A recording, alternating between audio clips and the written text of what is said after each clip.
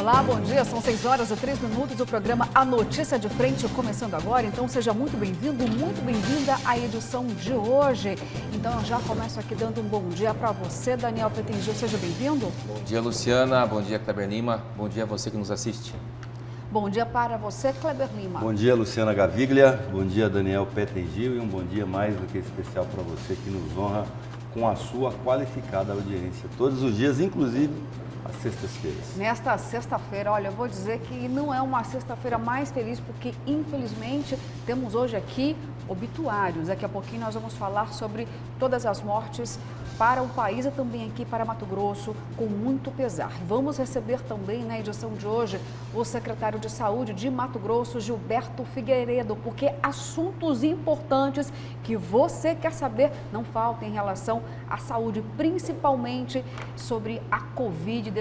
Então, tudo isso e muito mais a partir de agora, porque essa semana, vou falar para vocês dois, hein, gente?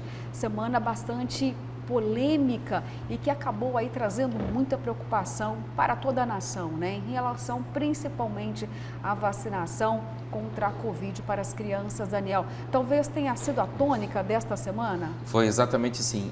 Nós tínhamos a informação antes do início do ano de que a variante Ômicron era assim mais transmissível, né? E ela transmitia com muito mais facilidade. Nós estamos sentindo isso na pele agora, né? O sistema de saúde de Mato Grosso já está perto do limite novamente, né?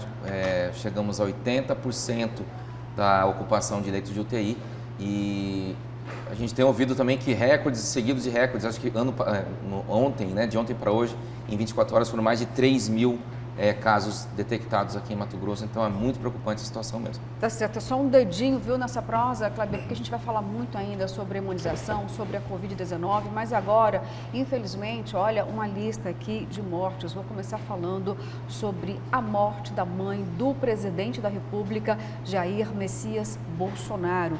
A mãe dele, Olinda Bolsonaro, estava internada no Hospital São João, em registro no interior de São Paulo, e o presidente cancelou o encontro em outro país, na Guiana Francesa, viu? O presidente confirmou o falecimento da mãe de 94 anos na madrugada desta sexta-feira.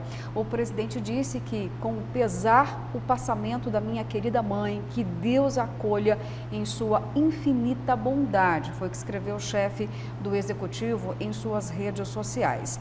Bolsonaro teria então um encontro com o presidente da República Cooperativa da Guiana, Irfan Ali, nessa sexta. Os dois líderes iriam discutir as jazidas de petróleo e gás natural encontradas pela Guiana e o comércio entre os dois países. No entanto, a reunião entre ambos foi cancelada e o presidente brasileiro vai retornar ao Brasil. E Olinda, a dona Olinda, mãe do presidente, era residente de Eldorado, um município distante de Registro que fica a 56 quilômetros de distância desse município maior que se chama Registro, no interior de São Paulo, tá? E ela estava internada no Hospital São João e, infelizmente, não resistiu. Nós não sabemos ainda o motivo da morte da mãe do presidente. Kleber Lima e Daniel, por enquanto ainda a imprensa nacional não tem informações mais precisas da causa da morte da mãe do presidente. Ela é idosa, né? Não sei. Tinha já algumas comorbidades. Eu li essa madrugada um depoimento do presidente dizendo que a última vez que ele tinha visitado a mãe foi em agosto do ano passado e ela sequer o reconheceu, né? Acho que é Alzheimer, então ela já estava assim, passando por algumas situações de saúde. Nosso pesar aí, a família do presidente, pelo passamento da mãe do presidente Jair Bolsonaro. Claro, nossos sentimentos, a dona Olinda, de 94 anos, a mãe então do presidente da República, Jair Bolsonaro. Outras informações nós vamos trazer aqui ainda sobre o falecimento da mãe do presidente. E também temos aqui o falecimento da cantora mundialmente conhecida Elza Soares, uma grande artista, brilhante e também uma grande ativista, eu diria, e uma voz única e também um comportamento muito à frente do seu tempo.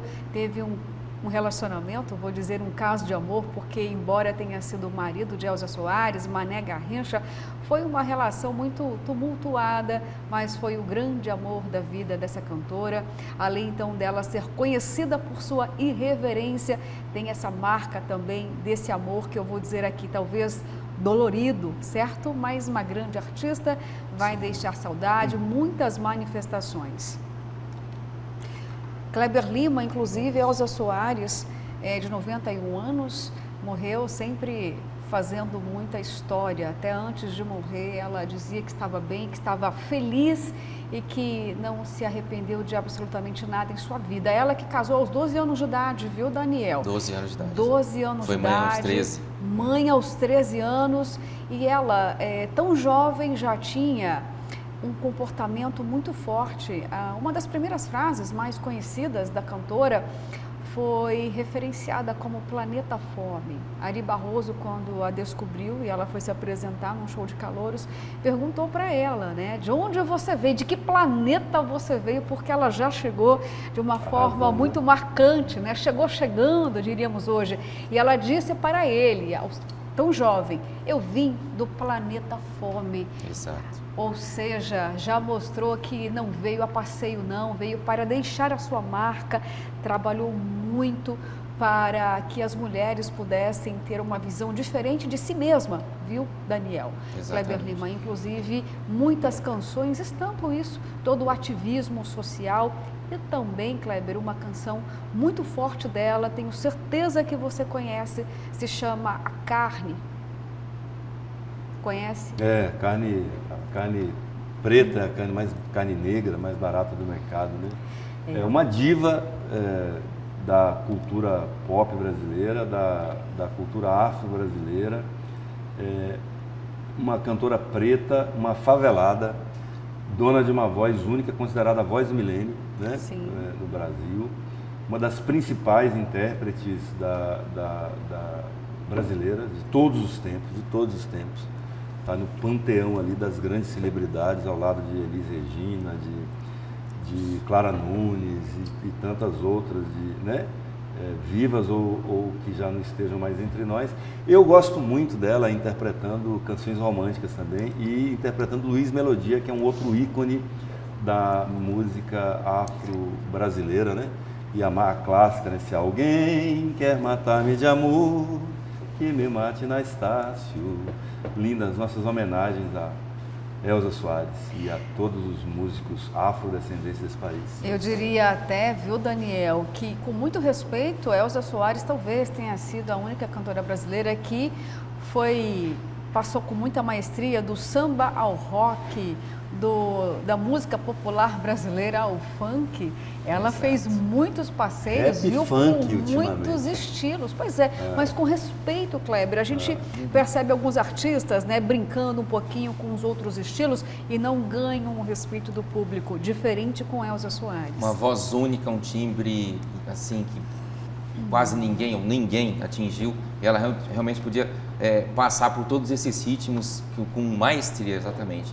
E eu quero compartilhar, eu li ontem um texto do jornalista e escritor Rui Castro sobre ela, que ele era um amigo pessoal próximo da Elza, e muitos anos atrás, quando ela estava numa dificuldade financeira muito grande e fazia shows atrás de shows, né? Ele disse que a visitou no apartamento dela e ela estava, palavras dele, se desfazendo em uma gripe com rinite, com tudo, com alergia, assim, né? Terrível, estava quase de cama.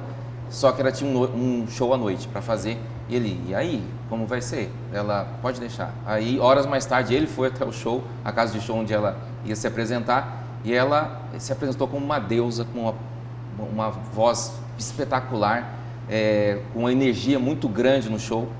E depois disso, encontrou-a de novo no camarim, ela com um lencinho se enxugando o nariz. Como que você consegue? Eu falei, isso aí vem de dentro, né? Uma força, uma energia musical e uma presença de espírito muito grande que ela sempre teve. Não é vão que ela recebeu muitas homenagens em vida, o que é muito importante, né? Tem uma curiosidade sobre ela, assim, que já passou aqui, que ela teve, assim, o grande amor da vida dela foi o Mané Garrincha, um dos ídolos do futebol nacional, e ele morreu no dia 20 de janeiro. Pois é. De 83, 39 anos depois, ela morre no mesmo dia. Ela que sempre declarou a vida inteira que o Garrincha foi o grande e único amor da vida dela, né? Exato. Essas coisas, esses mistérios aí que a gente talvez nunca decifre, né? Dois grandes gênios. Né? Que a vida, né, não nos permite entender, ter total compreensão, mas que é muito forte, né? Você morrer muitos anos depois, no mesmo dia em que o seu grande amor partiu, né? Quem sabe eles estão tendo um encontro agora. Bom, né? E só para finalizar em relação a Elza, tem uma música que eu já citei aqui, o Kleber já até mencionou, né? A Carne, porque Elza Soares foi uma grande ativista antirracismo. E a Carne diz exatamente assim, a letra da música dela: a carne mais barata do mercado é a carne negra. Quem vai de graça para o presídio e para debaixo do plástico, e vai de graça para o subemprego e para os hospitais psiquiátricos, a carne mais barata do mercado é a carne negra, dizem por aí. Bom, aqui finalizo então todas as nossas manifestações em relação a Elza Soares, porque infelizmente, gente, temos mais obituários ainda.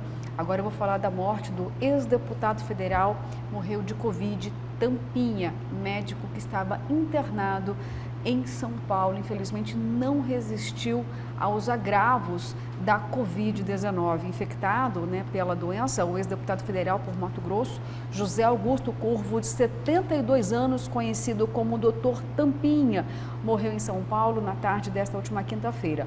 Conforme apurado aqui pelo portal Gazeta Digital, o ex-parlamentar havia tomado as 3 doses dos imunizantes contra a Covid-19. Contudo, foi internado por conta de complicações da doença no sábado, no Hospital Alemão Oswaldo Cruz, após apresentar baixa saturação.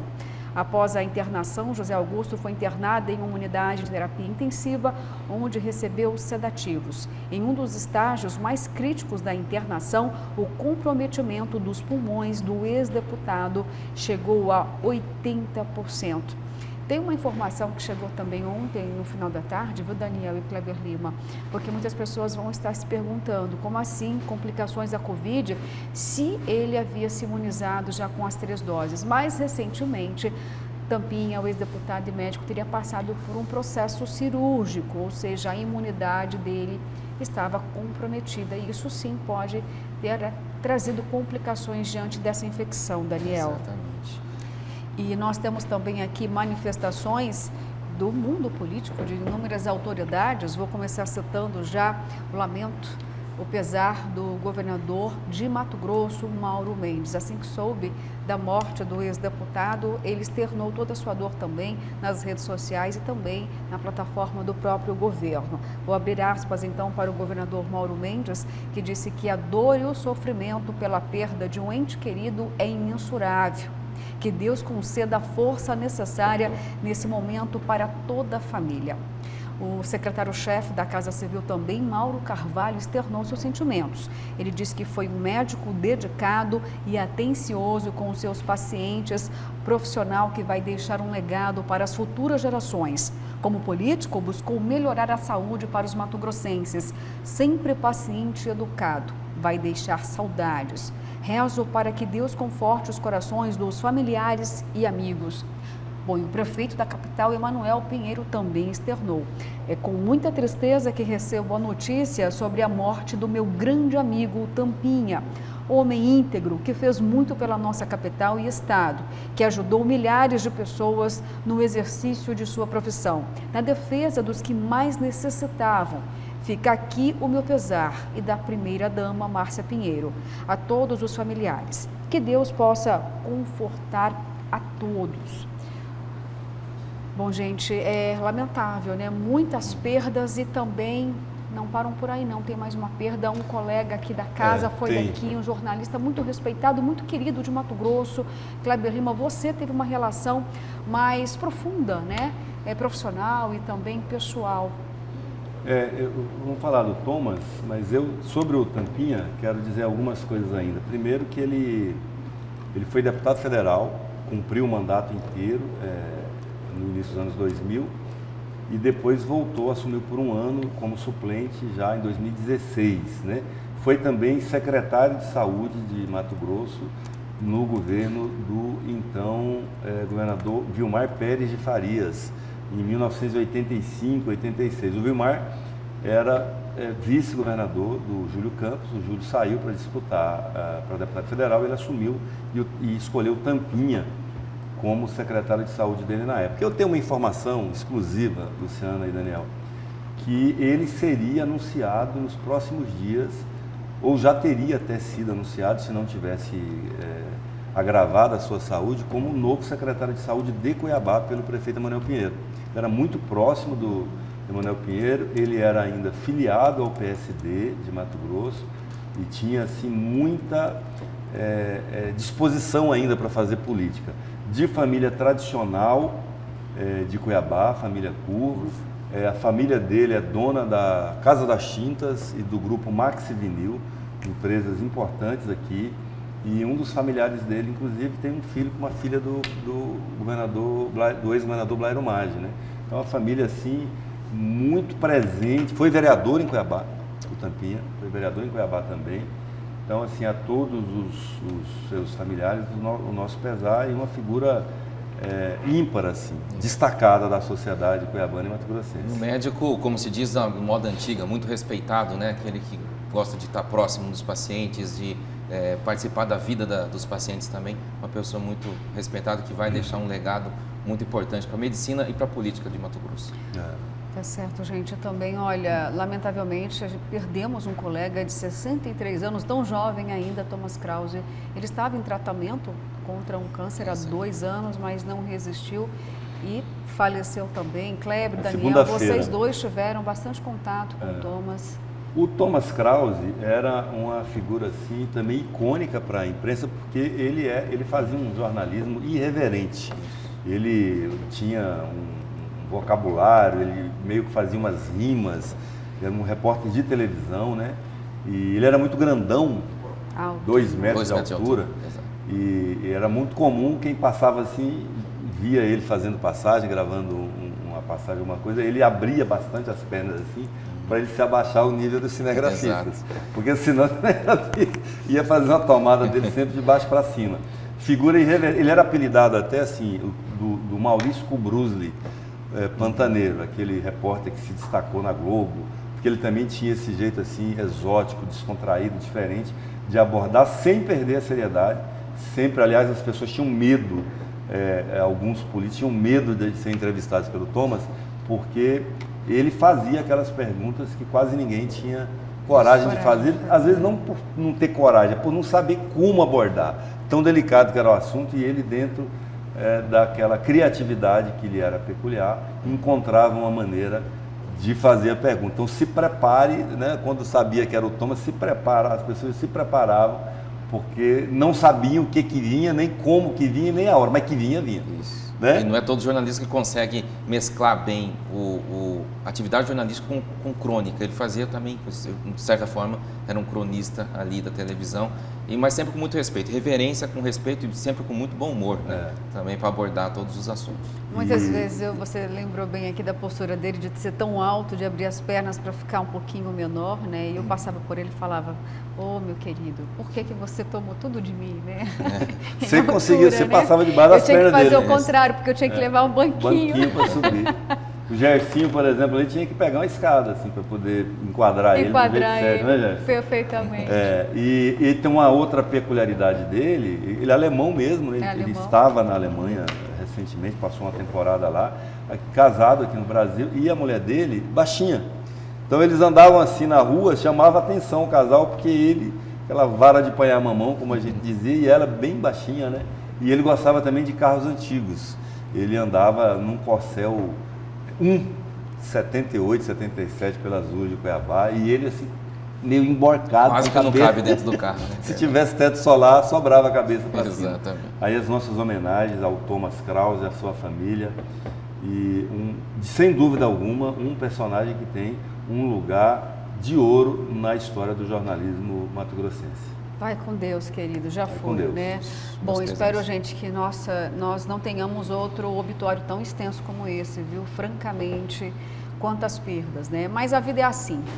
é cheia de recomeços também, tá? E falando em recomeços, eu vou agora para uma participação ao vivo com o repórter Antônio Carlos Silva, que vai trazer informações sobre o Ministério Público Estadual, porque emitiu uma nota, um parecer em relação à imunização contra a Covid-19 em crianças. Já temos então a participação ao vivo do repórter Antônio Carlos Silva, trazendo os detalhes do Ministério Público. Antônio, bom dia para você, para a sua equipe. Conta pra gente qual foi a manifestação do MP sobre a vacinação infantil.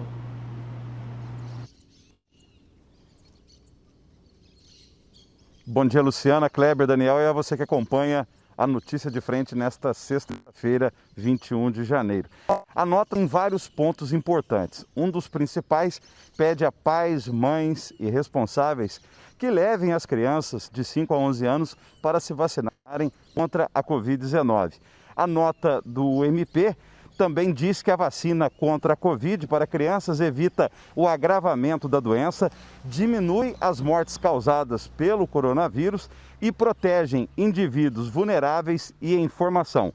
A nota do Ministério Público Estadual ainda defendeu a Anvisa, a Agência Nacional de Vigilância Sanitária, dizendo que a Anvisa fez testes com a vacina da Pfizer antes de autorizar a aplicação dela em crianças nessa faixa etária de 5 a 11 anos de idade.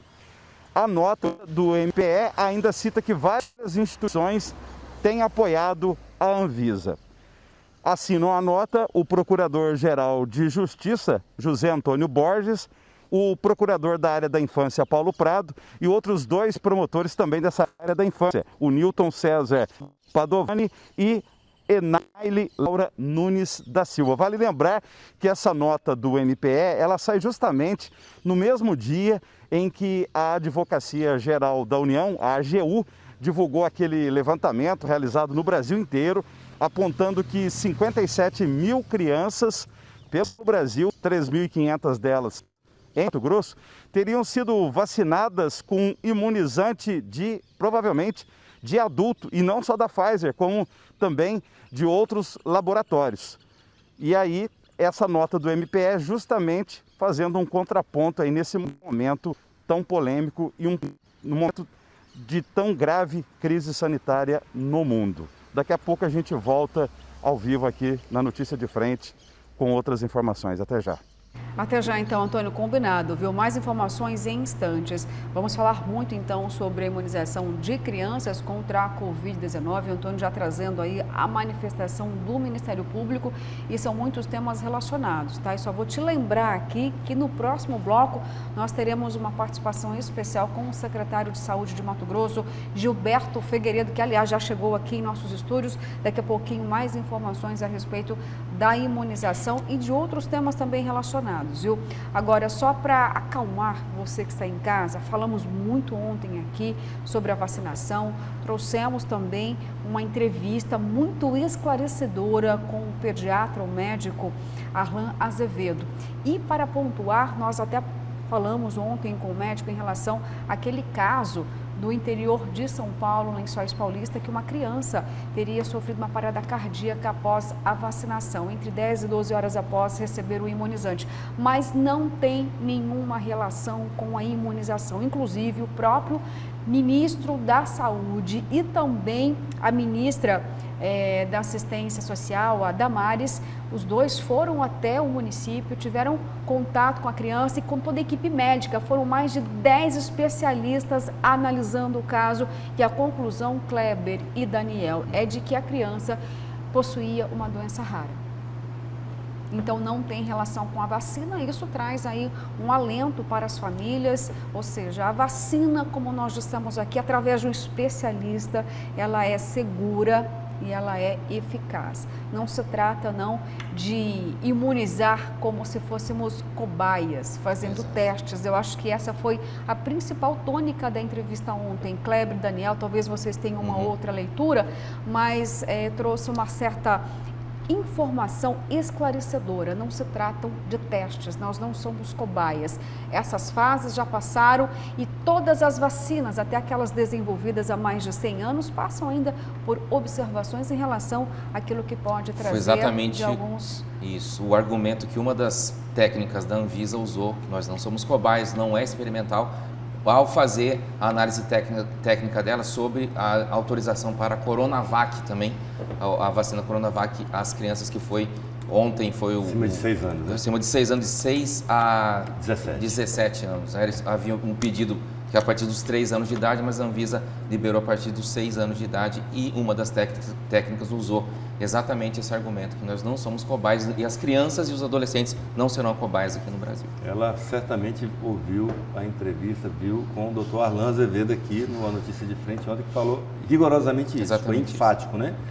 Dizer que, na verdade, todas as vacinas, inclusive como a Luciana já enfatizou, passam por esse processo de atualização, porque há mutações, há novas descobertas, mas que a vacina contra o coronavírus já está no estágio 4, que é o derradeiro. Então, assim, não há que se falar mais em teste de vacina. Tá certo, gente, olha só, e eu vou agora para um rápido intervalo não, já. Vou te falar que não, vou te pedir, na verdade. Você vai dizer para mim que tem mais um obituário a gente aqui, é isso? deixou de registrar aqui também um falecimento de uma pessoa importante que comoveu, está comovendo muitas pessoas ali na região oeste de Mato Grosso, que é de um padre de Araputanga, né? Falei, vou ler aqui rapidinho uma notícia lá do Hiper Notícias. Faleceu ontem por volta das 17 horas o padre Celso Duca, aos 93 anos, em Araputanga, que fica a 338 quilômetros de Cuiabá, ali na Grande Cáceres, né? As causas da morte não foram divulgadas. O líder religioso desempenhou um importante papel para a comunidade de Araputanga, sendo um dos fundadores da primeira cooperativa do município, a Cooper Noroeste, produtora da marca de leite da marca Lacbon, reconhecida em todo o Brasil. Também ajudou a fundar a Rádio Arco-Íris de Araputanga, uma liderança religiosa da comunidade, política e assim, presente nos principais acontecimentos da região dos últimos 50 anos, né? Então, aqui as nossas homenagens também ao Padre Celso. Bom, com certeza a missão dele foi concluída com muito êxito, então, diante da história, da trajetória do padre. Gente, agora eu vou para um rápido intervalo, mas voltamos daqui a pouquinho. Ficamos agora com a Avenida das Torres. Olha, parece que está chovendo lá, viu? Pelo menos, ou já choveu, está caindo uma garoa na Avenida das Torres. O movimento está muito tranquilo ainda, está bem cedinho, apenas 6 horas e 30 minutos. Você, então, que vai pegar o trânsito daqui a pouquinho, vai com cuidado, viu? Porque quando o asfalto está molhado, é preciso ter mais cautela ainda. Bem, daqui a pouco voltamos então com mais A Notícia de Frente para você.